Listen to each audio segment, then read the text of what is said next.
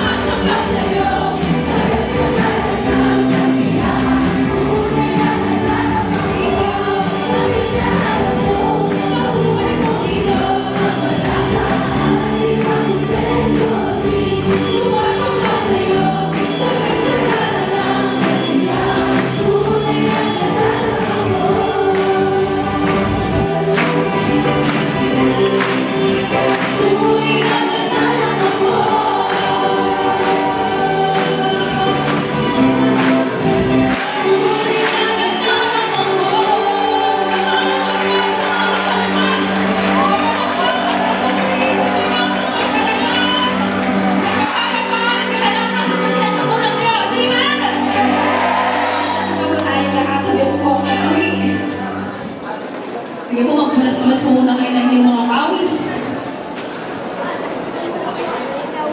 At sa hapon po na ito, patuloy nating buksan ang ating mga puso sa salita po ng Panginoon.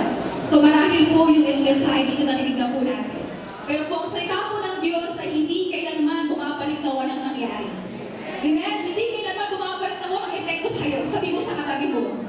Amen? Kalabitin mo yung katabi mo, sabi mo may Mensahe ang Diyos sa'yo. Amen? So huwag kang matutulog. Amen po! Ang salita po ng Panginoon ay laging bago, sariwa. At may makapangyarihan po yan. Pakisabi sa katabi mo, makapangyarihan ang salita ng Panginoon. Amen po. At sa bawat pakikinig po natin, meron pong bagong mensahe. At mahimala po ang Diyos na nakahanda para sa iyo. Ang tanong, naka-ready ka na ba? Sabi mo nga, Lord, ready na ako. Sabi mo, Lord, excited na ako. Amen. Isa nga pong malakas na palakpak. Kaya naman po, hihanda po natin ang ating mga puso, ang ating mga Biblia sa atin pong pakikinig po ng salita po ng Diyos. Tinatawagan ko na po si Pastor Rodel. Purihin po ang Panginoon sa buhay po ng ating buting pastor. Malakas pong palakpak! Ayan. Purihin po ang Panginoon. Magandang hapon po sa bawat isa. Sino pong nagagalak na magpuri sa Panginoon? Hindi po tayo magpapaawit. Ito'y continuation po ng review po natin. Amen po? So muli, handa na po ba tayong makinig sa mga mensahe ng Diyos para sa atin? Amen po. So nandito po tayo ngayong camp. Malamang, marahil, marapat lang na marami na sa atin na narinig ang dinig ng Diyos. Pinaparating niya sa atin yung mga mensahe ng Diyos niya para sa atin. O, kalabitin niyo nga po yung katabi niyo. Narinig mo na ba ang plano ng Diyos sa'yo? This time, kapag nalaman natin ang plano ng Diyos, ano ba yung dapat nating mga gawin? Ano ba yung layunin ng Diyos na dapat nating sundin? So ito po ay continuation ng mga review po natin, Every Believer's Camp. Kung di po ako nagkakamali, year 2013, ang topic po nito ay Plans, Purpose, and Pursuit by Kenneth Hagin. Amen po. So, bago ko po simulan, may kanya-kanya po tayong plano, may kanya-kanya tayong ginagawa sa buhay para maging successful. Amen po. Pero isa po sa highlights na babanggitin ko po rito, sabi niya po, in order na magtagumpay ka, dapat, sabi niya, make sure na plano ito ng Diyos. So number 1, sabi niya dito, ang tunay na tagumpay ay nasa plano ng Diyos. So ito po isa po ito sa mga highlights ng mga pinag-aaralan po natin ng mga previous camp. So hindi sapat na tayo ay bala sa mabuting gawain. Ang Diyos ay may specific na plano para sa bawat isa. Kapag lumakad tayo sa plano ng Diyos, doon natin mararanasan ang kanyang kapangyarihan at tagumpay. So, magkaiba po yung nagplano ka sa naging plano ng Diyos. So, ang tinutukoy po dito, in order na maging matagumpay yung mga bagay na ginagawa natin sa Lord, sabi nga, make sure na ito ba ay plano ng Diyos o sarili po ng nating plano. Maaring plano natin ay maganda ang hangarin natin, pero kung ito po ay hindi tugma, naka-align sa plano ng Diyos, hindi rin po magiging maganda ang resulta. Amen po. So isa po ito sa mga binabanggit po natin, pinag-aaralan po natin mga nakaraang camp. So in order na magtagumpay, ang binabanggit lang po dito, make sure na ito po ay plano ng Diyos. Amen po. So, isa po dito, number 2, ang layunin ay dapat mula sa Diyos, hindi sa sarili. Maraming tama ang ginagawa mo, maaring tamang ginagawa mo, pero kung ang motibo mo o layunin mo ay sariling ambisyon, kulang pa rin iyon. Kaya lagi nating binabanggit, kung ito po ay nag-by might ka na, in order na magtagumpay, sabi niya, not by might, nor by power, but by Holy Spirit, says the Lord. So ang tagumpay ay hindi sapat yung magaling ka, hindi sapat yung matalino ka. Ang sabi niya dito, lagi tayong nakabase sa layunin ng Lord. Amen po. So, ayaw ng Diyos na magmula sa sarili po natin, yung plano natin, yung layunin na ginagawa natin, laging naka-align sa layunin Panginoon. So ang tunay na ministeryo o paglilingkod ay dapat galing sa puso na gustong magbigay lugod sa Diyos, hindi para sa sarili.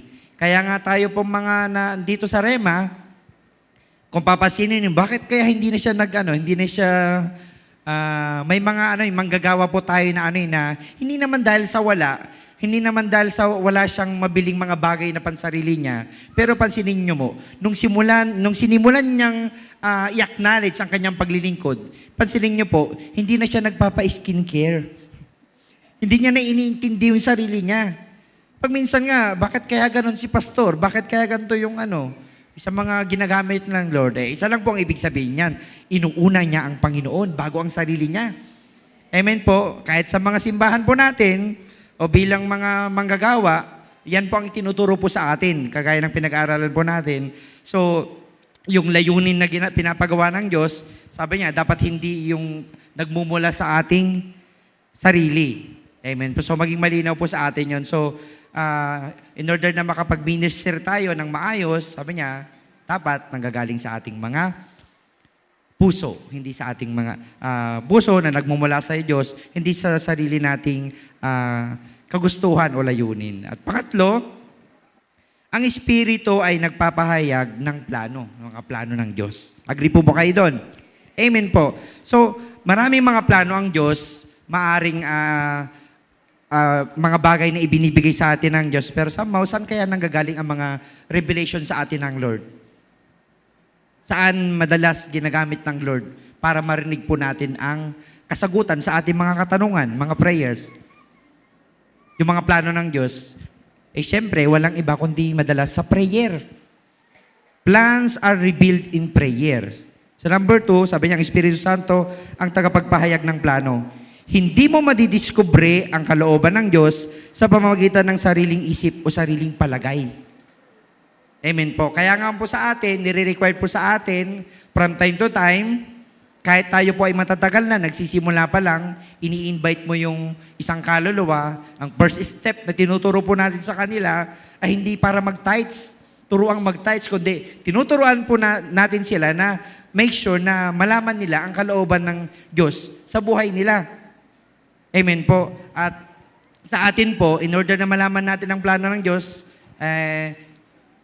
kailangan meron tayong quality time sa time ng prayer. Quality time sa prayer. At kasama dito, sasamahan mo pa with prayer and fasting. Amen po. So, every time na sinasaliksik natin ng Panginoon, sabi niya, more on, i-reveal niya yung mga plano niya sa prayer. So, tingnan mo yung katabi mo. Paano yun? Hindi ka madalas sa prayer. Pero ang sinasabi po sa atin, kaya nga, nire-require tayo na laging umatin ng prayer kasi more on, dun natin nakukuha yung mga revelation ng Lord. Doon ibinibigay ng Diyos yung mga revelation ng Lord sa atin na makakatulong sa atin, ikakabuti natin sa ministry, sa pamilya mo, at sa mga bagay na ikakaganda upang matupad yung kalooban ng Diyos sa buhay natin. Amen po. So number 4, ang tunay na pagsamba ay daan sa pagsunod. Sa presensya ng Diyos, lumilinaw ang kanyang layunin. Habang sumasamba ka ng totoo, hindi lang sa kanta, kundi sa puso, mas magiging malinaw ang plano niya para sa buhay mo. Kaya nga sa ating mga Rimanyan, tinuturuan po tayo na kapag nasa church, ano yung kinikreate mong ambience? Kapag nasa bahay ka, ano yung kinikreate mong ambience? O kahit nasa labas ka, ano yung kinikreate mong ambience? Pero kung ang ambience na kinikreate po natin ay hindi patungkol sa pag-acknowledge sa Lord, pagsamba sa Espiritu at katotohanan, malabo na marinig natin o maging malinaw yung mga plano ng Diyos sa atin. Kaya nga sa atin po, yung iba sabi nila, ba't ang higpit naman, maya't maya na lang naninilita si pastor. Pero ang totoo, sabi niya, ang tunay ng pagsunod, sabi niya, ay related po ito sa ating pagsamba. Kasi nagiging malinaw ang plano ng Diyos kapag tayo ay marunong mag-worship. Kaya hindi pwedeng sa mga church po natin ay hindi pwedeng lagi kang late. May praise and worship pa naman. Kaya pa, magme-merienda muna ako sa labas. na nakawegan po natin, di ba? Okay lang kahit maliit. Pero ayon sa mga pinag-aaralan po natin, so dapat ang mga Rimanyan, tayo po mga Kristiyano ay worshiper. Amen po. Hindi lang po ito basta kumanta ka, pero marunong tayong mag-worship, marunong tayong mag-create ng ambience na alam natin na magiging malinaw ang plano ng Diyos sa atin. So wag mong isisi sa pastor mo, wag mong isisi sa magulang mo. Bakit ganyan ang katatayuan mo bilang isang Kristiyano? O bakit hindi nagiging malinaw? So, tinuturuan po tayo ng Diyos at isa po ito sa mga pinag-aaralan po natin regarding sa in order na ma-reveal ng Lord o maging malinaw, kailangan matuto po tayong worship sa Lord. So, hindi lang sa kanta, sa puso. So, dapat naayon ito sa flow ng presence ng Lord. So, dumating yung time, sabi ko nga po, sa buhay ni Kenneth Hagin, sabi niya, isinaysay ni Hagin na minsan ay nagtataka siya kung bakit tila walang bunga ang ginagawa niyang ministeryo. May mga time nararanasan po natin ito. Kahit alam niyang mabuti naman ito, habang nanalangin, sinasabi sa kanya ng Panginoon, hindi mo ginagawa ang aking plano, ginagawa mo ang inyong plano. So maging maingat po tayo sa mga bagay o programa ng church. At ito po, ulitin ko po, may specific na revelation ng Lord sa Rema. Kaya nga pag minsan, hindi tayo pwedeng gumawa ng ibang plano sa mga simbahan po natin. Amen po. Kapag hindi ito naka-align, no? Lalo na sa mga personal po nating plano sa buhay. Amen po. So, malinaw na sinasabi ng Lord kay Hagin, sabi niya, kung bakit, nagtataka siya, bakit walang bunga? Bakit walang resulta? Bakit parang walang nangyayari sa aking ministry? Ang sagot sa kanya ng Panginoon, ulitin ko po, sabi niya, hindi mo nagagawa ang aking plano, ginagawa mo ang iyong plano. So, maging maingat po tayo sa part na yon at every time na ina-acknowledge natin, Lord, sinusunod natin ang plano niya. At malinaw naman po sa Bible na mararanasan natin ang kabutihan niya at pagiging maayos ang lahat. Mararanasan natin ang bunga, ang prosperity sa ministry po natin. Magtiwala lang po tayo sa Panginoon. Amen po. Doon niya naunawaan na kahit tama ang intensyon at kung hindi ito ang mismong pinapagawa ng Diyos, walang tunay na tagumpay. Mula noon, tinuruan siya ng Espiritu Santo na makinig muna bago kumilos. At nang sinunod niya iyon, doon siya nagsimulang lumago at magbunga ng totoo ang kanyang ministeryo. Amen po. Sa una, ulitin ko po, sa una, igagayad po tayo ng ating mga pastor, pero kalaunan, habang nag-aaral po tayo, tinuturuan po tayo magbasa, mag-aral, matutunan po nating pag-aralan yung mga ito at maging malinaw yung mga plano ng Lord para sa ikabubuti po natin. So, plan, purpose, and pursuit by Kenneth Hagin, pagpatuloy po natin yung mga plano ng Diyos at sama-sama po nating na gampanan yung pinagkatiwala ng Diyos sa atin. So, yun lang po, magandang hapon po sa bawat sapuri ng Panginoon. Amen. So, isa nga po itong magandang paalala po sa atin na sakap na ito. Magtanong po tayo at alamin po natin ang plano ng Diyos sa mga buhay po natin. Amen po ba? Kaya bawal ang matulog. Amen po. Huwag muna kayong matutulog. Kasi baka ma-miss po ninyo yung magandang mensahe po ng Panginoon na nakahanda sa hapon na ito. Amen? So, sige po, tinatawagan ko po ang sunod po ating tagapagsalita. Wala pong iba kundi si Pastor Marlon. Sa magandang hapon po. So ituloy po natin yung mga pinag-aaralan po natin. Yung isi-share ko po sa inyo ay regarding po dun sa camp ng yung Follow the Anointing, no? Yung camp natin noong 2023. So yung anointing po. So ready na po ba tayo? Amen. So may make-say po akong time para i-share po ito sa inyo. So yung anointing po, ito po yung kapangyarihan ng Espiritu ng Diyos. No? Ang anointing po ay pwedeng dumaloy sa buhay ng isang tao. Ito po ay pwedeng lumakas or humina. No, pwede itong may transfer o may impart sa iba. Or pwede rin po itong mawala. Pwede itong dumating. Pwede itong mawala. Amin po, yan po yung anointing ng Diyos. At ang lahat po actually ng mga Kristiyano pa ay mayroon pong certain measure of anointing sa buhay niya. Ngayon, ang anointing po, ito po yung isa ito sa pinakamalinis na bagay sa mundo. Ang anointing po Ito po ang isa sa pinakamalinis na bagay sa mundo. Kaya nga yung buhay mo pag napahiran ng marumi o ng sin, yung anointing po ay aalis. Samaho, hindi ito magiging, ang anointing po ay tutulong sa'yo, pero kung itong anointing na to ay narumihan, nadungisan, amen, ng sin, magiging somehow, magbibigay ito ng destroy pa sa'yo. Amen po. Ngayon, ang anointing po, ito po yung pawis ng Diyos. Na narinig ko po yan na ang anointing ay ito yung pawis ng Diyos. Ngayon, ang langis ng Espiritu ng Diyos o yung anointing po sa Israel, ito po ay ginagamit. Yung langis po, ginagamit po yan para pangpahid doon sa mga tupa. Para para proteksyonan yung mga tupa doon sa mga atake ng insekto. Kasi yung mga tupa po ay prone yan na atakihin ng mga iba't ibang klase ng insekto. So yung mga Israelita o yung mga shepherd, yung nag-aalaga rito ay pinapahiran nila ng langis para maproteksyonan itong mga alaga nila sa anumang atake ng mga insekto o ng mga mababangis na lamok o langaw. At tayo po, kailangan po tayo mapahiran ng langis ng Espiritu ng Diyos para maproteksyonan tayo sa anumang atake ng kaaway. Kailangan mong maproteksyonan, kailangan mong ma-anointan para protection ito sa'yo. Para maproteksyonan ka sa anumang gawa ng demonyo o anumang atake ng sakit o sakuna.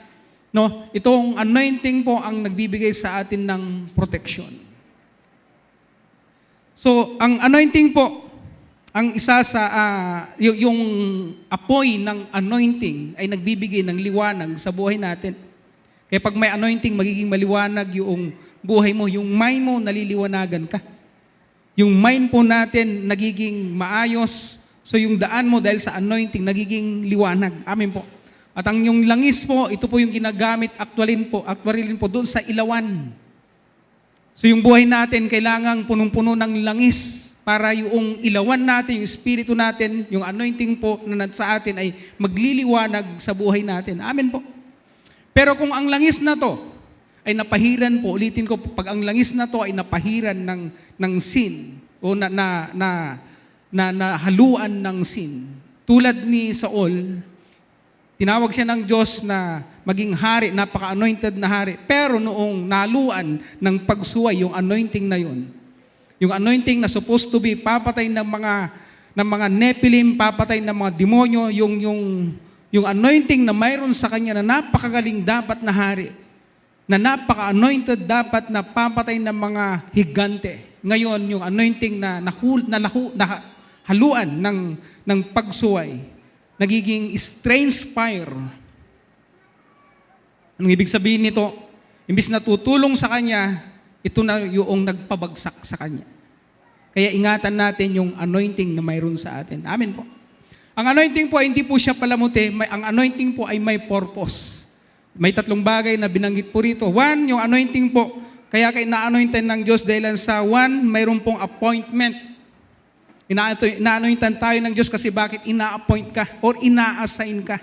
Nung i-appoint po si David bilang hari ng Israel, si Samuel, hinanap niya si David kay Jesse. Sabi niya, nasaan pa yung anak mo? At pinahiran ng langis. Inanointan si David. Inappoint siya na magiging hari. Pinahiran siya ng anointing. Pinahiran siya ng langis. Para i-assign sa certain assignment. Nandito po tayo sa camp para magpapahid ng anointing sa Diyos. Para malaman mo, Lord, ano yung pag inanointan ka ng Diyos, somehow mayroon pong appointment, mayroon pong assignment na binibigay si Lord sa atin. Amen po. Amen. Yung anointing po na yon ay magbibigay sa iyo o i-appoint ka ni Lord. Maririnig mo yung pagkatawag ni Lord. So number one, ang purpose po ng anointing ay kung bakit ka ina-anointan ni Lord ay dahilan sa one, yung appointment. Ang appointment na to ay mayroon ka pong assignment. Kalabitin nga po natin yung katabi natin, assignment.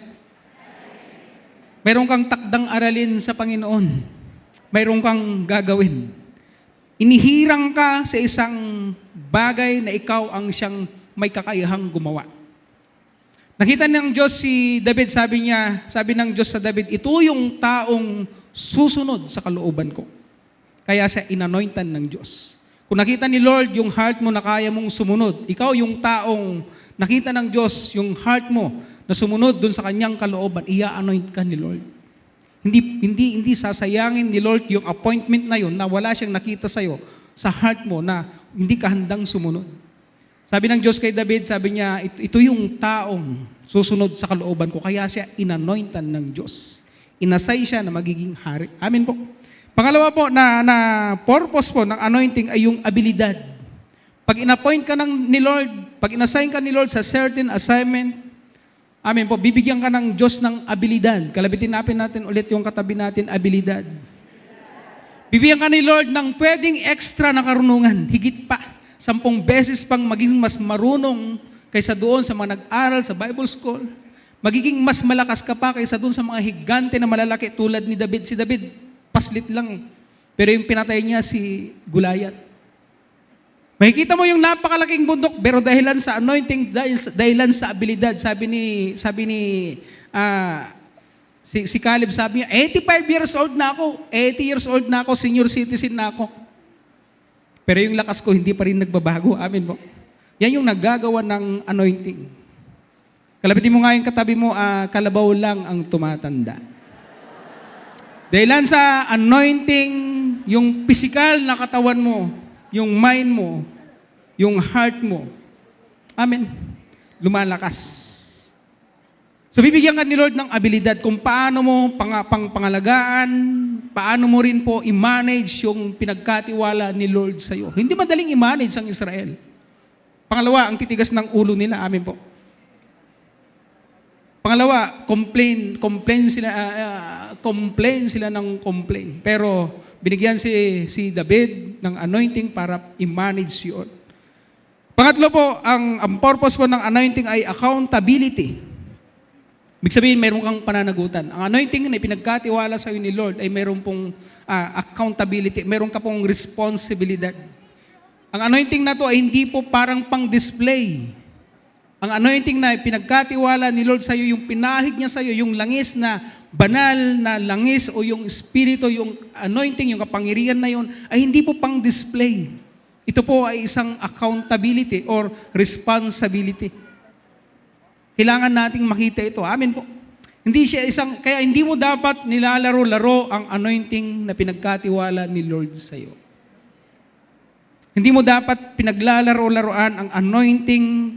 Sasabihin mo, maliit yung anointing. No. Yung langis na yan ay napakahalaga at hindi mo kailangang paglaruan. Bigyan mo ito ng halaga dahil may accountability ka. Darating ang time, maharap tayo sa hukuman ng Diyos. Nasaan yung pinagkatiwala ni Lord sa iyo? Amen po. Mayroon kang responsibilidad doon. Nasaan yung pinamanage ni Lord sa iyo? Nasaan yung pangalaga na yun? Anong ginawa mo doon? Accountability yan. At bawat accountability na binigay ni Lord sa atin ay isang malaking responsibilidad. Amen po. Responsibilidad nating bantayan ito. So, nakuha po natin, meron tayong pananagutan sa anointing na pinagkatiwala ni Lord sa atin. Amen. So yung anointing po na to ay pwedeng palakasin, pwedeng paunlarin, pwedeng pasaganahin.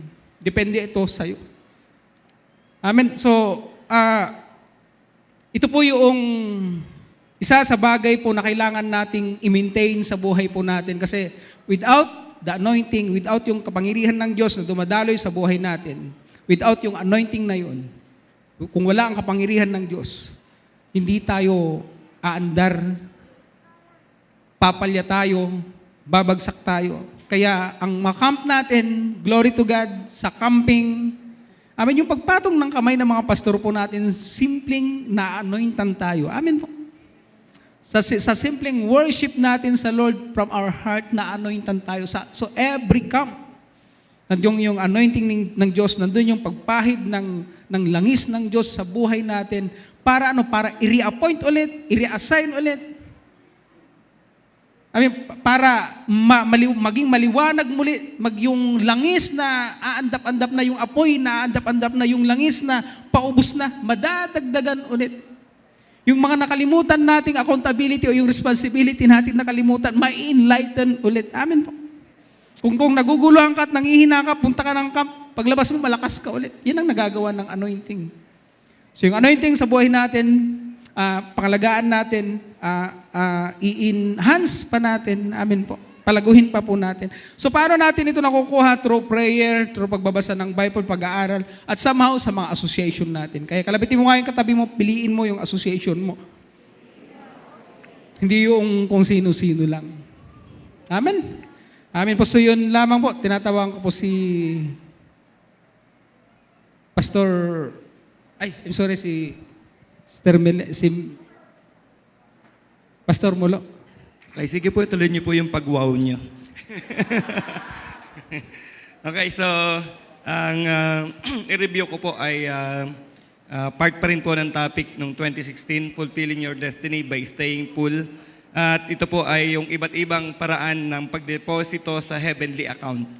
Amen? So, sabi po ng Mateo chapter 6, huwag kayong mag-impok ng mga kayamanan dito sa lupa. Dito ay may naninirang insekto at kalawang at may nakakapasok na magnanakaw. Sa halip, mag-impok kayo ng kayamanan sa langit. Do'y walang naninirang insekto at kalawang at walang nakakapasok na magnanakaw. So, pinag-i-invest po tayo, pinag-i-impok tayo ay hindi dito sa lupa, kundi ang pag-i-impok natin ay sa langit. Amen po ba? So, paano nga magkakaroon ng paraan para makapag-impok tayo sa langit?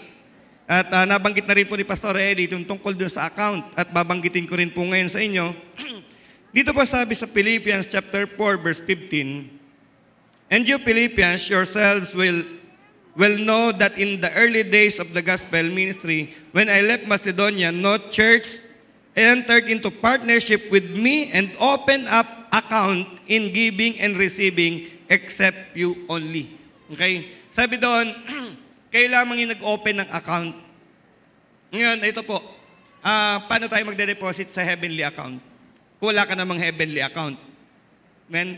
Kailangan, ang bawat isa sa atin ay merong heavenly account, meron tayong inopen na account. So, kung meron tayong inopen na heavenly account, meron tayong pag-dedepositohan. Amen po ba? Amen. So, kailangan alam natin to kasi papaano ka, ang gusto natin minsan ay mag-withdraw agad. Paano ka mag-withdraw kung wala kang account? Pupunta ka ng bangko, tapos sabi mo, mag-withdraw po ako. Saang account? Anong account? Kaya importante, meron ang bawat isa na merong account. Hindi ka pwedeng mag-withdraw, pupunta ka sa bangko at sabihin mo mag-withdraw ka. Ang tatanong sa iyo, anong account? Saang account? Kaya, napakahalaga po na bawat Kristiyano ay merong heavenly account. Okay, so isa-isahin ko po sa inyo yung iba't ibang paraan para magdeposito sa heavenly account. Ang una po ay tithing o pag-iikapo.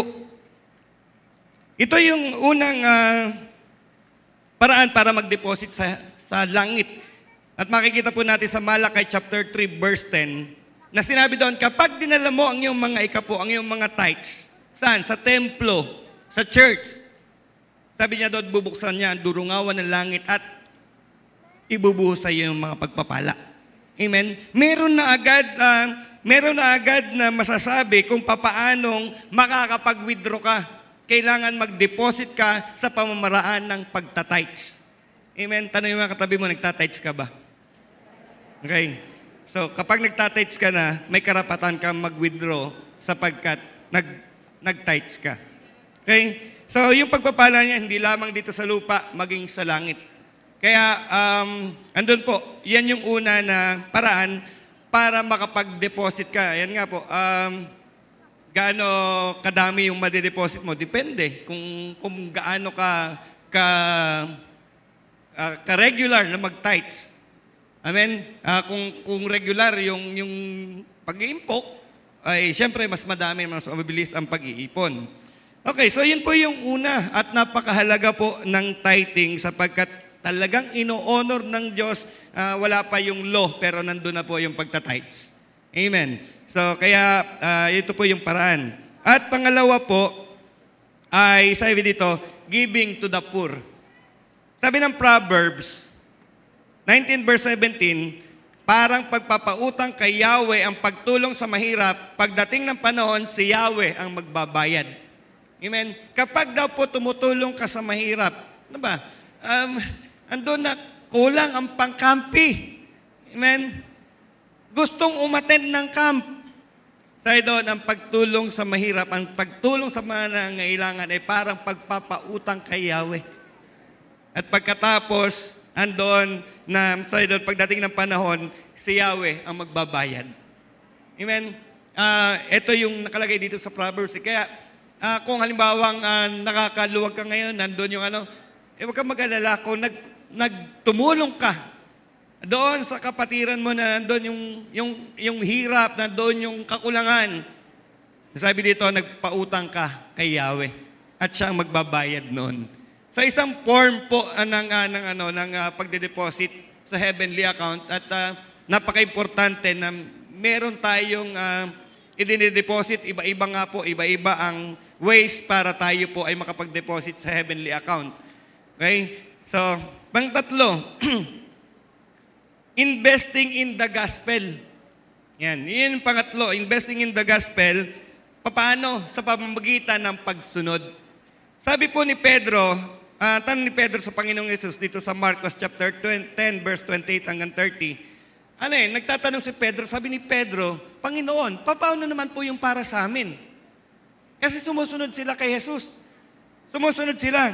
Ang sabi ng Panginoon, sagot ng Panginoon dito sa 29, sumugat si Jesus, tandaan ninyo, ang sino man nag-iwan ng kanyang tahanan o mga kapatid, mga magulang, mga anak, mga lupain, dahil sa akin sa magandang balita, ay tatanggap sa buhay nito ng 100 ulit pa ng mga iyon, mga bahay, mga kapatid, mga ina, mga anak, at mga lupain, ngunit may kalakip na pag-uusig at sa panahon darating, magtatamo siya ng buhay na walang hanggan. Okay, sa'yo doon, investing in the gospel ay isa ding paraan para ka makapag-impok sa heavenly account. Yung effort mo, yung pag-i-invest mo doon sa gospel na nandun yung pagsunod mo, yung pagbibigay mo ng time, yung pagbibigay mo ng panahon para sumunod sa Diyos, ito po, yung pagbibigay mo ng time para mag-worker. Ano niyo po, napakalaking investment noon kasi kumbaga, iniwan mo yung buhay mo, iniwan mo yung comfort mo, iniwan mo yung trabaho mo. Bakit? Para sundin, para mag-invest sa gospel, para may maborn again, para may makakilala sa Panginoon. Amen? Kaya sabi doon, ang isang paraan para makapag-deposit sa heavenly account, investing in the gospel. Kung paano ito mapalaganap, paano ito may share. At kailangan ng mga volunteers, kailangan ng mga missionaries, ng mga workers para mangyari po iyon. Okay, so yun po yung pang-tatlo na paraan.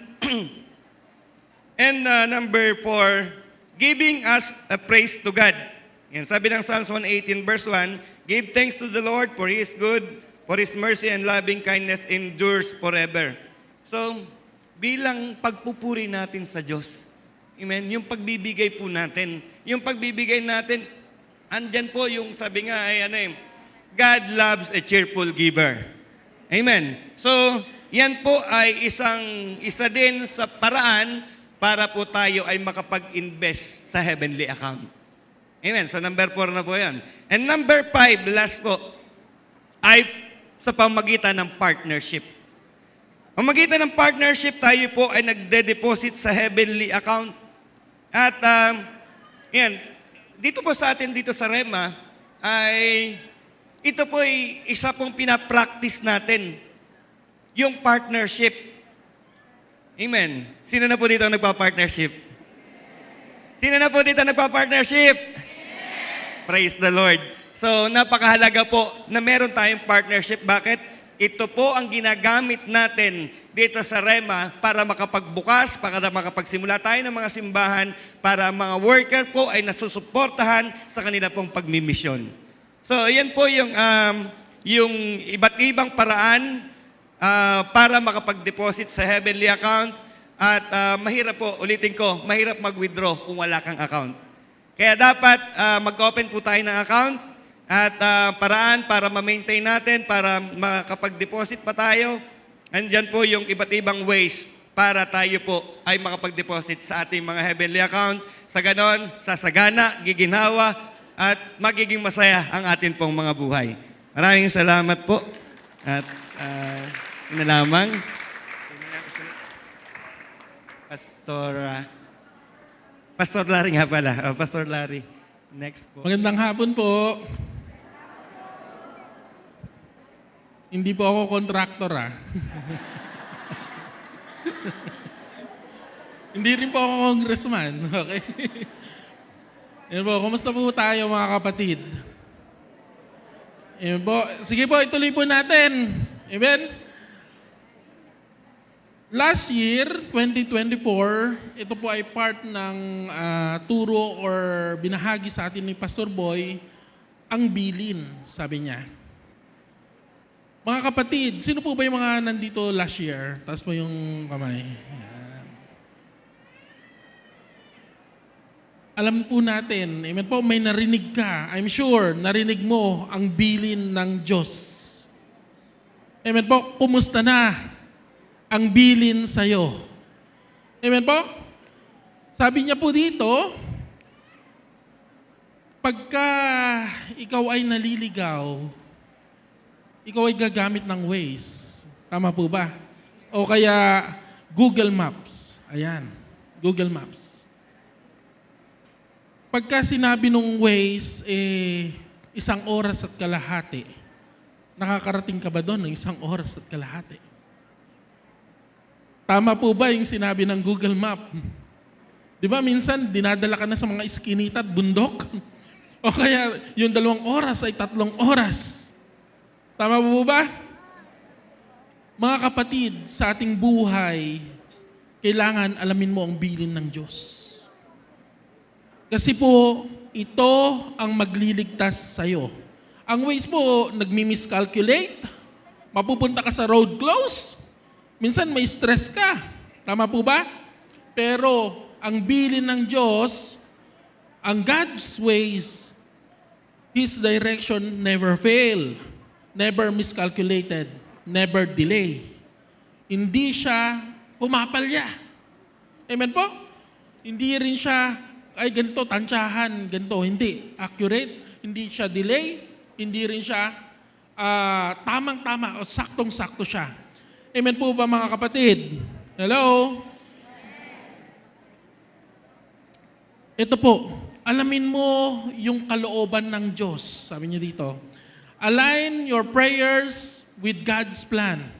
Alamin mo, talagang kailangan mga kapatid, ito ay hindi na lang babagsak sa'yo. Ang bilin na yan, hindi yan babagsak lang sa'yo. May kanya-kanya tayong bilin, may unique na mensahe ang Diyos sa'yo. Kailangan hanapin mo yung specific na bagay or yung word na binibigay sa'yo ng Diyos. Kaya nga tayo taga-rema, di ba? Nagre-rema. Amen po? Hanapin mo. Personal po ito. Kasi dito, pag sinunod mo, nandun ang breakthrough, nandun ang protection, healing, at prosperity ng Panginoon. Amen po ba, mga kapatid? Tapos po, sa bilin na ito, kailangan, dapat po nananalangin ka. Hindi pwedeng tatamad-tamad tayo. Sabi nga ni Pastor Boy, pagka ikaw ay nagpastor, dapat 3 hours ang prayer mo a day, minimum. Kailangan nananalangin ka.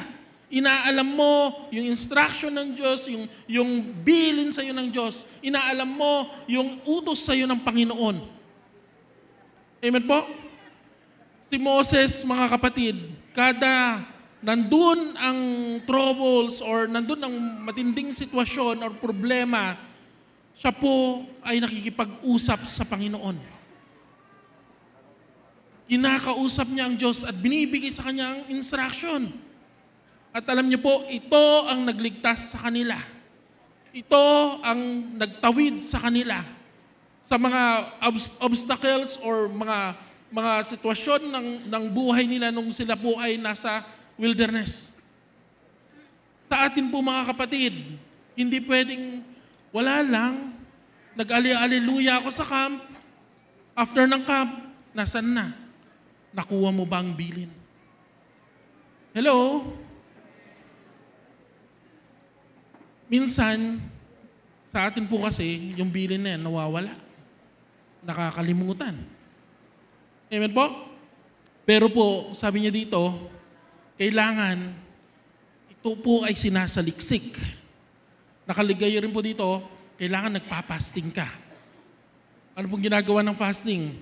Nagbibigay ito sa iyo ng magiging sensitive ka, clarity, at ito po ay nagiging mas maayos yung komunikasyon ninyo ng Diyos. Naririnig mo yung sinasabi ng Diyos sa iyo. Para itong mapa ng Diyos para sa iyong buhay. Amen po? Kailangan nalalaman mo, may open communication kayo ng Diyos. Amen po? Sabi niya dito sa Joshua 1:8, huwag mong kaligtaang basahin ang aklat ng kautusan. Yung utos po na yon, ang sinasabi niya dito, yun yung bilin ng Diyos sa iyo. Pagbulay-bulayan mo yon araw at gabi upang matupad ang nakasaad doon. Sa gayon, magiging masagana at matagumpay ang iyong pamumuhay. Hanapin mo yung utos. Hanapin mo yung bilin ng Diyos sa iyo. Amen po? Mga anak, sabi niya na ganoon, Proverbs chapter 4, verse 20, aking anak, pakinggan mong mabuti ang aking mga salita. Ikiling mo sa ang iyong pakinig sa aking mga sinasabi. Hanapin mo, nagsasaliksik ka. At alam niyo po, dito sa bilin na ito, kasama po dito, sabi niya, when you give, hindi ka pwedeng humanap ng wala kang binibigay. Hindi ka pwedeng humingi ng wala kang binibigay. Amen po? Kailangan po, yung isa po sa bilin sa atin mga kapatid, kailangan nagtatanim ka, nagbibigay ka. Hello, nandiyan pa po ba kayo? Huwag kang humingi kung hindi ka naman nagbibigay sa Diyos. Ayusin mo ang tithes mo. Ayusin mo ang partnership mo. Amen po? Hello, nandiyan pa po ba kayo? Ito po, hindi po pinapalandakan to pag nagbigay ka. Oops, nagbigay ako ng malaki. Oops, nagbigay ako. Pagka sabi niya, pagka nagbigay ka, ibigay mo ito ng sabi niya na gano'n, wala nang ibang salita o ano. At saka pagka nagbigay ka, sabi niya na gano'n, wag mo nang, saan mapupunta yan? Binabantayan. Ang laki ng binigay ko Saan kaya mapupunta yan? Dapat dito yan, pastor. Dapat dito mapunta yan. Hindi po ganon. Amen po? Pagka binigay mo yan, hindi mo binigay yan sa church or kanino man. Ibinigay mo yan sa Diyos. Ito yung act of worship mo. Ito yung act ng pag-ibig mo sa Panginoon. Ito ay parte ng buhay mo. Amen po? Ito ay sa Diyos. Period. Huwag mo nang hanapin kung saan pumunta. Amen po? Kung ano yung binigay mo, sabi niya na gano'n, yun ang aanihin mo. Hindi mo agad makikita ang bunga, pero sa tamang panahon, harvest comes sometimes bigger than you expected. Alam niyo po ang law ng pagbibigay? Laging mas malaki ang ani. Ang pagtatanim, ang isang binhi, pagka tinanim mo yan, ang po niyan, pag tumubo yan, mas marami lagi. Hindi ka magkukulang. Mas marami lagi. Hindi mo sasabihin, lugi ako parang nakakapagod, pagbibigay na naman. Hindi po para sa iyo yan. Mas malaki lagi ang aanihin mo kaysa dun sa tinanim mo. Amen po? Sabi niya, hanapin mo ang bilin ng Diyos para hindi po tayo maligaw. Hanapin mo ang bilin ng Diyos. Nandito ka sa camp. Kung noon man nakalimutan mo ang bilin ng Diyos sa'yo, minsan, nawala ka sa landas. Minsan, ikaw ay naligaw. But this time, nandito ka sa camp. Muli, saliksikin mo ang boses ng Diyos. Hanapin mo yung specific na instruction sa iyo ng Diyos. Huwag kang hihiwalay doon sa sinabi ng Panginoon. Huwag kang hihiwalay sa instruction ng Diyos. Sabi niya dito, ito ang magliligtas sa iyo. Kung gagawin mo ito, sabi niya, sasaganang yung buhay at ikaw ay pagpapalain ng Panginoon. Amen po ba? So, yun po. Magandang hapon sa bawat isa para magising. Kasi medyo inaantok na tayo. O, pakikalabit yung katabi. Sabi mo, uwian na bukas. Tutulog-tulog ka pa. Dapat po sulitin natin yung kampi natin, di ba? Kaya dapat laging attentive, no? Kaya yung mga may sakit sa puso dyan, medyo sayang po. Kalabitin mo yung katabi mo, sabi mo, gising, matatapos na tayo. Ang ganda po nung mga paalala sa atin ng mga pastor, kaya dapat, alam nyo po, kaya nga tayo nagre-review eh. Tingnan nyo po, nag-e-effort pa tayo, hinahanap pa namin yung mga picture, nung mga, tawag dito, nung mga, ano natin dito, yung tarpaulin, para maalala natin na, di ba, may mga tarpaulin tayo na ito yung palatandaan na 2020, 1990, gano'n. So, ayan po, makikita natin. I-share ko lang po sa inyo, 2020 po ito, follow the anointing. So, isa po sa natakil po natin nung camping na ito is yung mga palatandaan na tinawag ka. Magsabi po ng amen ang lahat ng nakakatanda. Marami. So, ito po yung mga palatandaan na tinawag tayo. So, tayo po ay nakapakinig nito at nagkaroon tayo ng isang parang nakabuo tayo na ito yung mga palatandaan na binigay sa atin para at least alam natin, hindi tayo maligaw, may guide tayo. Amen po. So, dito po sa number 1, ang sabi niya dito, pag po medyo nararamdaman nyo na kailangan nyo tapikin yung katabi nyo, tapikin nyo lang or tapikin nyo yung sarili nyo kapag narinig nyo na kasama ka dito. Okay, number 1 na palatandaan na tinawag ka, mag-amin ng lahat ng panganay. Lahat po ng panganay ay magsabi ng amen. Lahat po kayo panganay? Ano kayo? Wala po bang bunso dyan? Hindi. Ayan, sabi niya po dito, una po ay yung panganay. Palatandaan yan. Kasi ang sabi po sa Exodus, sa book ng Exodus, ang sabi po dito, ihiwalay mo ang lahat ng panganay dahil ang lahat ng panganay ay para sa akin. So, shout out po sa lahat ng panganay, tayo po ay para sa Diyos. Amen? Tayo ay inilaan para sa Panginoon. Kaya wag po nating ino-offer yung sarili natin kung kani-kanino, tayo po ay para sa Diyos lang. So, inihiwalay tayo para lang talaga sa Panginoon. Amen? So, pangalawa, mag-amin ng lahat ng nag-iisang anak. Ikaw ay only child. Ikaw ay nag-iisa at wala kang kasama. Wala kang kapatid, isa ka lang, one ka lang. So, ang sabi po dito, kasama ka. Isa yan sa palatandaan na tinawag ka. Amen? Natatandaan ko kasi si Pastora Joanne. Yan, di ba? Nag-iisa siya. So, may nag-iisa pa ba dito? Sabi mo sa katabi mo, hindi mo sure, baka magkaroon kang kapatid bukas. Ay, si Jill, di mo sure. Di ba? Mamaya, yung kinabukasan, magkakaroon ka ng sister o brother. Pero ang sabi niya rito, nag-iisang anak. Palatandaan niya na tinawag ka. Amen po?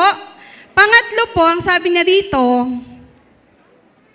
ito po medyo sabi niya, mga pinalaglag pero di nalaglag. Grabe, no? Sabi mo nga sa katabi mo, ang tindi ng kapit mo. Pinalaglag ka na pero di ka pa rin nalaglag. So, ibig sabihin, talagang may plano ang Diyos. Naalala ko po nung camping na to, na-example po sa atin, si Pastora Irish. Grabe, Pastora Irish, no? Wala sanang asawa si Pastor Rene kung nalaglag ka, no? Pero hindi, tibay ng kapit. Kaya pala, tinawag pala ng Panginoon. At alam niyo po, nakalagay po dito sa Jeremiah 1:5, sabi niya, pinili na kita bago ka pa ipaglihi. Grabe, no? Hindi ka pa na-form dun sa womb, dun sa sinapupunan ng nanay mo, sa mga magulang natin, pero nakiisip na tayo ng Diyos na tatawagin ko tong tao na to. Pinili ko tong tao na to. Ganun po kagaling ang plano ng Panginoon. So ayan po yung pangatlo, hindi ko po, sabi ko nga po, may mga kakilala tayong ganito, paalalanan mo, i-shout out mo, sabi mo, tinawag ka pala, pinalaglag ka, tingnan mo, itsura mo, mukha talagang pinalaglag. Oh. Joke lang. Pero matibay, di ba? Hindi nalaglag, talagang nakakapit. Sabi mo, tinawag ka pala, kaya pala hindi ka nalaglag. So, ayan. Pang-apat po, ang sabi niya dito, in-offer ng magulang. Amen? Ayan, so papasok po tayo dun sa part na in-offer ng magulang at hindi po natin yan matatakbuhan. Kasi one day, in the past, yung mga magulang natin, naglingkod sila sa Panginoon at nandun yung puso nila na Lord, tong anak ko na to para sa'yo to. Kaya hahabulin ka talaga ng pagkatawag. Amen? Minsan may mga tao nga na parang hindi niya maintindihan bakit gano'n, na parang lagi siyang hinahabol ng Lord, ng ganito, ng gawain. Alam niyo po, one day, nung one time nakakwentuhan niya yung magulang niya, nalaman niya na may yung nanay niya pala, may background noon na parang sumasama sa mga misyon. Amen? So, hindi po yun nililimot ng Diyos. Hindi niya binibitawan yung offer na yun na once na in-offer natin yung mga anak natin, hahawakan ng Panginoon yan. At wala pong lugi na in-offer sa Panginoon. Amen? Ayan, yung panglima po, in-offer ang sarili. At alam ko po, sa bawat isa sa atin, lahat tayo, nandun yung offering natin sa Panginoon. Every time na nawalapit tayo sa harapan, kahit hindi sa harapan, dyan sa kinakaupuan po natin, nandun yung offer natin na, Lord, gamitin mo ko. Meron pong katulad natin sa Bible na si Isaiah, sabi niya, nung nagharap ang Diyos, hindi siya tinulak ng iba. Tinaas niya yung kamay niya at sabi niya, here I am, send me. Amen? So, in-offer niya yung sarili niya. Kaya tinawag siya. Amen? So, sabi mo sa katabi mo, alam ko in-offer mo yung sarili mo. Kahit hindi mo nasabihin, di ba? Bawat isa sa atin, in-offer natin yung sarili natin sa Panginoon. Pang-anim po, sabi po dito ay minanang pagkatawag. Maaaring mula ito sa mga ninuno natin. So, sabi ko nga po, may mga kwento po tayo na narinig noon na etong bata na to ay may history pala. Yung mga magulang niya, mga lolo niya pa, na yung mga ninuno niya, nag-start ang Diyos ng pagkatawag doon. At alam niyo po, nakakaano nga po parang minsan nakakakiliti din si Lord kasi talagang inaalam niya yung mga history na minsan iisipin mo na parang bakit kaya ako? Hindi ko din alam, wala naman sa nanay ko, wala naman sa tatay ko, wala din sa mga kapatid ko, bakit ako? Pero later on may kita mo yung history na meron pala. Maaring dun sa mga ninuno mo, nagsimula ang Diyos ng pagkatawag at maaring ikaw lang ngayon yung tumugon. Amen? At eto po, sabi niya, pang-pito, tinawag ka talaga. Pakisabi mo nga sa katabi mo, wag ka nang umilag, tinawag ka talaga. Wag nang umilag, hindi ka panganay. Sa lahat ng middle child na naglalabas ng minsan rant, yung bunso, favorite, yung kuya, hindi pwedeng utusan kasi panganay. O yung middle, ay ikaw na lang. Pero kahit saan kang parte ng pang-pito ka, pang-walo ka, pangalawa ka, tinawag ka talaga. Amen? Six pala, six po yun. Pang-7, tama po, tinawag ka talaga. Tama po, sorry po.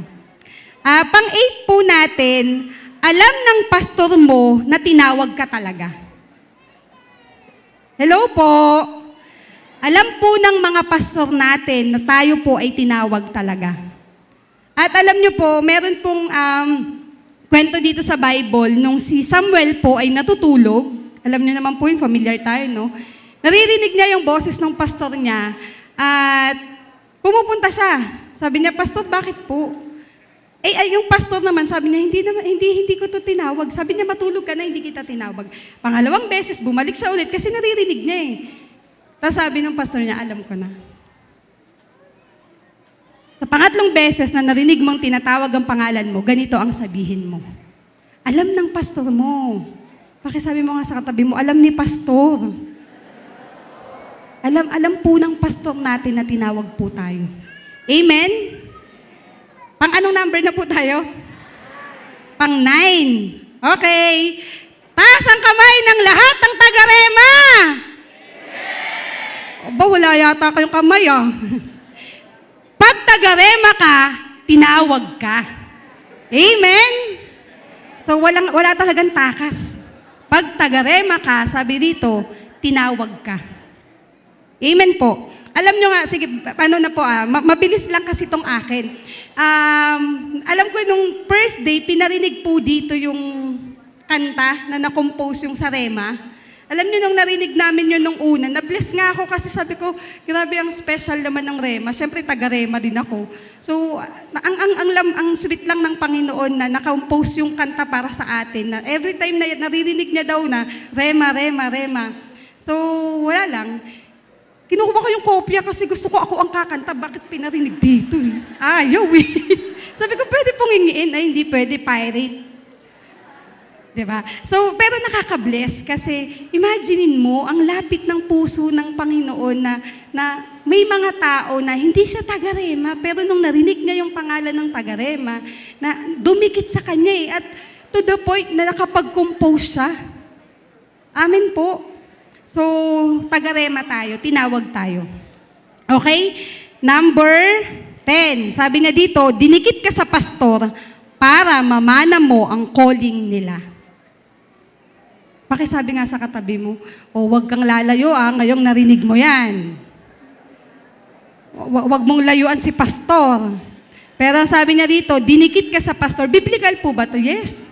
Alam niyo po, ang dami pong kaya nga tayo may tinatawag na mga Timothy na minamana nila yung calling ng pastor, na dahil sila yung nagiging apprentice ng pastor. At dito nga po, di ba, naka-design talaga na yung pastor, yung anointing na to, papunta dun sa talagang lagi niyang nakakasama, na disciple niya. Natatandaan po natin si Gehazi, tsaka si Elisha. Diba? So, naka-design siya na kapag katapos ng mission ni Elisha, kasi si Elisha galing kay Elijah. So, si Gehazi, sinusundan niya si Elisha. Si Elisha, sinusundan niya si Elijah. Pero naka-design natapos na yung mission ni Elijah, napunta na kay Elisha. Nakukuha niyo pa po ba? Kasi hindi ba kayo nalilito dun sa English-Tagalog ng Eliseo, Elias? Tapos sasayaw ka na lang, no? Pero sabi niya, yung si Gehazi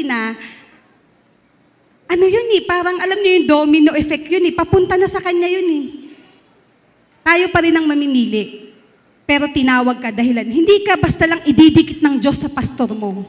May dahilan ang Diyos kung bakit tayo dinidikit sa mga pastor natin. Amen? At syempre, alam natin yan na gusto ng Panginoon maging katuwang tayo ng pastor. Pero one day, nakikita ng Diyos, ayoko namang sabihin na may ganun naman talaga, syempre. Pero bata pa naman yung mga pastor ng Rema. Pero sabi mo nga sa katabi mo, si pastor kukunin din ng Panginoon. O tingnan nyo, ayaw nyo sabihin. Ganun talaga, di ba? Minsan, may hangganan tayo, pero hindi yung legacy ng paglilingkod dapat hindi maputol. Amen po. Kailangan meron siyang pinupuntahan, merong pinagmamanahan. Sabi ko nga nung narinig ko dati na ganun daw pala yun, lang po, secret lang. Ay, naka-live pala. Di ba yung parang yung may mga anting-anting, hindi daw sila namamatay kapag hindi pa nila naipapasa. Sabi daw ng tao, hindi, mamatay ka na lang, ayoko yung kuhanin.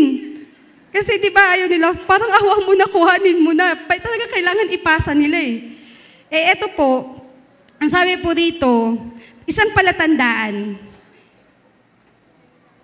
kadikit mo yung pastor mo. Dinidikit ka talaga ng Diyos. Na somehow ang Lord na ang gumagawa ng paraan na madikit ka dyan, may dahilan ng Panginoon. Kasi one day, yung calling ng pastor mo, mamanahin mo yun. Sabi mo nga sa katabi mo, okay na yung calling, wag lang yung utang. Diba? Kasi ang seryoso nyo po Diba? Okay na yung calling na lang manahin natin. So, may dahilan ng Panginoon. Wag nyo ma-miss. Diba, mamaya, pastor, ni-review natin yung miyembro ko, lumayo naman. Natakot sa calling, no? Hindi po yung kinakatakutan. Ito po, 10 lang po kasi yung nakalista ko. Magkakaiba tayo ng notes. Tayo si macho Mark look dyan, so magkakaiba tayong lista. Pero ito yung akin. Ngayon po, alam nyo, sabi niya dito, dinikit ka sa pastor mo. Meron po ako natatandaan na illustration po nito. Nung may nanaginip, na sa panaginip niya, parang maraming tao, nagkukumpulan, tas biglang nahawi. Sabi niya, anong meron? Bakit parang nagkaroon ng daan sa gitna? Tapos sabi niya, bakit anong meron? Bakit nagkaroon ng daan sa gitna? Nahawi yung mga tao. Tapos may nagsalita daw kasi sabi niya, dadating si Jesus. Alam niyo doon sa panaginip daw ng tao na yun, sabi niya si Jesus dadating. Eh di ayun na, nakita niya na nga, dumadaan na daw si Jesus naglalakad. At bawat tao daw na nakahilera, nahawi nga eh. Tapos nakahilera sila, bawat matatapatan po ni Jesus, humihinto si Jesus at hinihintay yung inaabot nila. Mag-amen ang nakakatanda nung kwento na to. Narinig niyo na po, di ba? So, inaabot daw nung mga tao na yun, bawat tatapatan ni Jesus, pupunta dun sa Jesus sa daan na yun, tas matatapatan, may aabot yung tao. Ngayon daw, pagdating sa kanya, tumingin daw si Jesus at hinihintay ni Jesus na may iabot siya. Pero wala siyang hawak. Nakuha po natin. Nagising po yung tao. Sabi niya, Panginoon, alam niya agad yung ibig sabihin, patawarin mo ko. Wala siyang mai-offer sa Diyos na ministry. Wala siyang maibigay sa Panginoon. At alam niyo po mga kapatid, one day, kahit takbuhan mo yung calling mo, hahanapin ng Diyos sa atin yan. Kahit iwas-iwasan mo yan, kahit takasan mo yan, hahanapin ng Diyos sa atin yan. Kasi dito po sa Bible, sinasabi po dito, marami ang tinawag, ngunit kakaunti ang pinili. Tinawag tayong lahat, pero sabi niya, kakaunti ang pinili. Piliin mo na mapili ka. Tayo pa rin ang magdidesisyon kung tayo ay pipiliin. So, hindi po kalugihan ang pagtugon sa pagkatawag ng Diyos. Dahil wala pong nalugi na tao, sabi nga ni Haring David, tumanda na ako ng ganito, kahit kailan wala akong taong nakitang naglingkod sa Diyos na nagutom. Tingnan nyo, nagtatabaan tayo. Diba? So, nasa sa atin ang desisyon. Piliin mo na mapili ka. Amen po? So, enjoyin po natin yung nalalabi nating mga oras dito sa camping at marami pang sasabihin ng Panginoon. God bless po. Tinatawagan ko po si Pastor Iam. Po, magandang hapon po. Sige po, awit na tayo. Amen. Praise the Lord. Yun ang gusto kong gawin. Sana umawit na tayo kasi maganda na pong mag-worship. Di ba po? Ang sarap mag-worship. Opo, tama po ba? Sarap pong mag-worship. Kaso, sabi ni Pastor Abby, gusto niya siya yung aawit. Ako gusto ko rin ako umaawit eh. Kaso, hindi po ako magpapaawit. Kasi hindi po yun ang gagawin ko dapat ngayon. Ayan. So, nakalagay po doon sa... Ayan, nakikita po ba natin doon sa TV? Sige nga, kung nakikita hanggang doon sa likod, yung nasa likod, pakibasa po. Amen. So ano daw po, sabay-sabay tayo? Plans? Ayan po.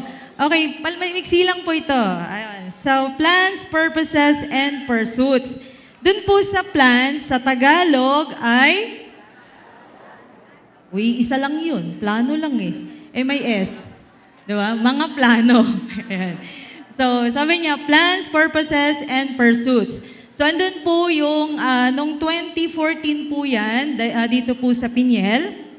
Kagaya po ng shinare ni Pastor Rodel, pero after a year po yon.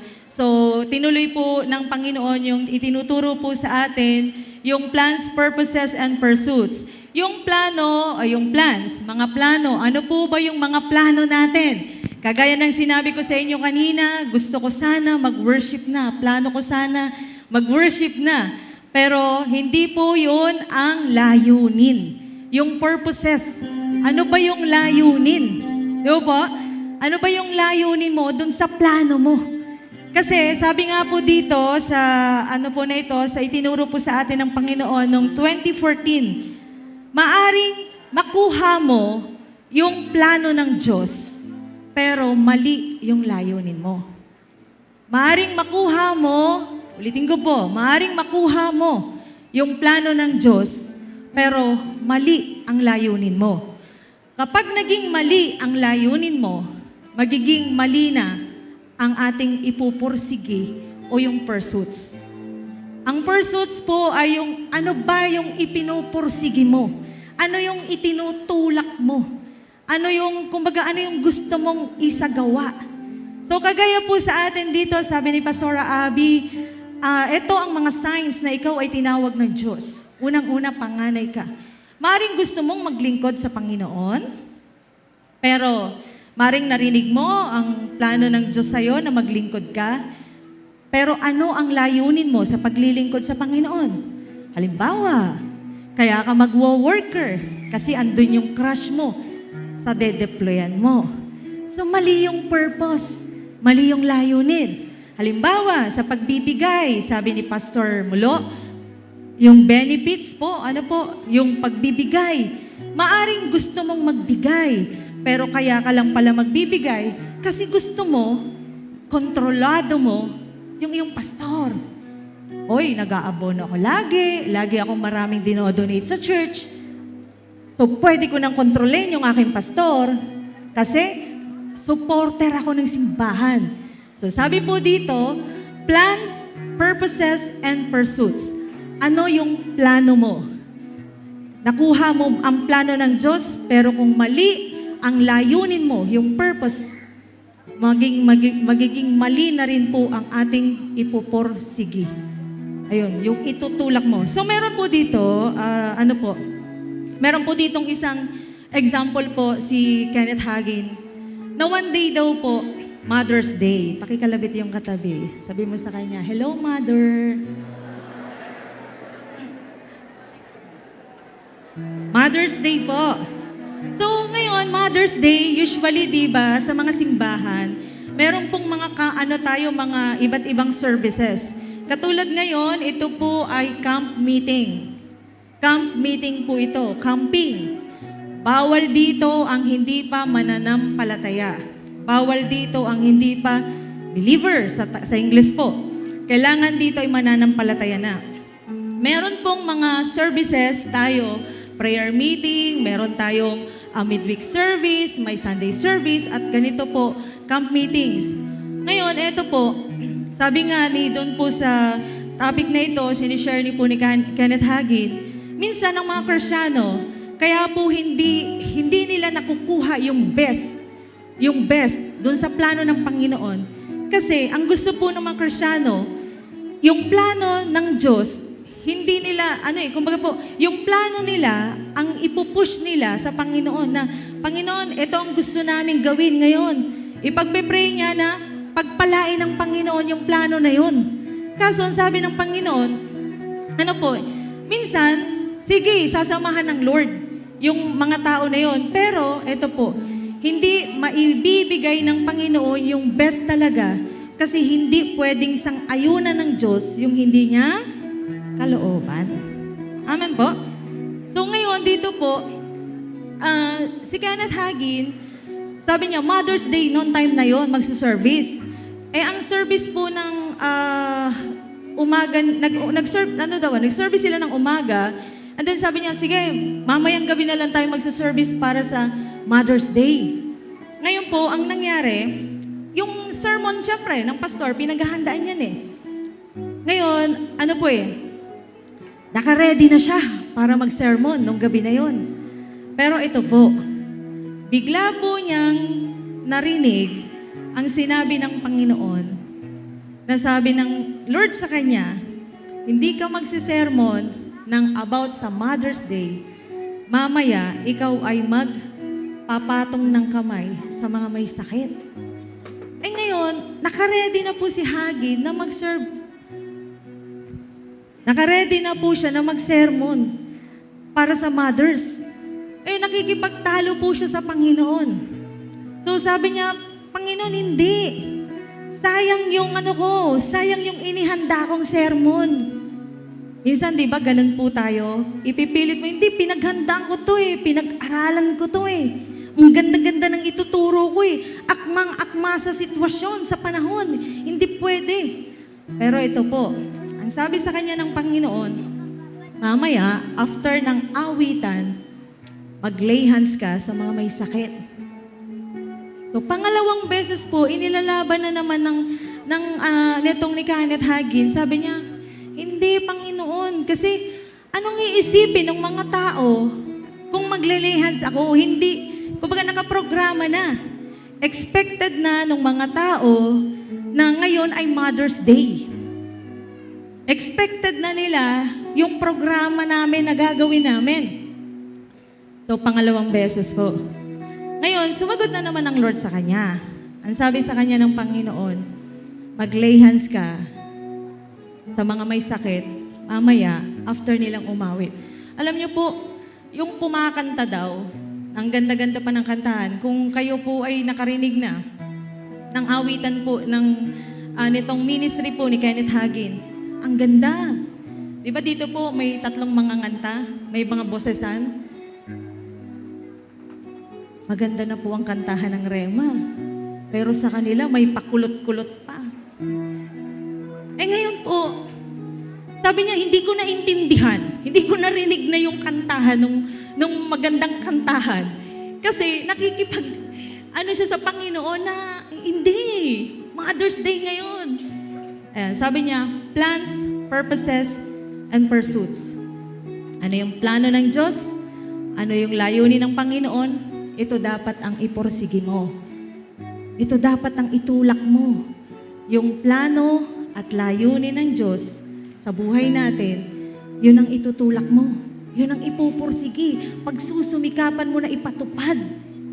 Ito ang susundin mo. So ano pong nangyari? Umakyat na si Hagin. And then, binuksan niya yung Bible niya, binuksan niya yung verse niya. Pinipilit talaga eh. Tapos, babasahin niya na yung verse. Kaso, sabi ng Panginoon, mag-lay hands ka sa mga may sakit. Alam niyo po kung anong ginawa niya? Sinara niya yung Bible niya. At ngayon po, nakita niya yung isang tao doon, matanda na. Yung tao po na yon, sabi niya, everyday, dumadaan doon daw po sa bahay ng pastor na katabi ng simbahan. At siya po ay sumakit ang likod. Bigla po siyang nahukot. Ngayon, nahirapan na po siya na makatayo, maglakad ng normal. Nung time na yon, nagtawag po siya na sabi niya, sinong gustong magpa-pray? Lumapit po yun, tao na yun, at nilay hands niya. And nung nilay hands niya po, yung tao na yun, gumaling. Plans, purposes, and pursuits. Ano po ang plano ng Diyos? Ano ang layunin ng Panginoon? Ito po ang iporsige po natin. Kasi, nung time po na yon, mas maganda pa po ang nangyari. Kasi may mga tao pa po, doon sa lugar na yon, nung service na yon, na nagsigaling. Ang sabi niya, may isang bata doon na may sakit. Pinag-pray po niya, gumaling. So ngayon, ito po. Ang sabi nga po dito, basahin ko po yung eksakto po. And sabi niya, alam mo, kapag pinursige natin ang layunin ng Diyos, sa halip na ang layunin natin, malayang kumilos ang Espiritu ng Diyos sa ating kalagitnaan. Makukuha niyang magawa sa loob ng 5 minuto ang pinipilit nating gawin ng 5 taon.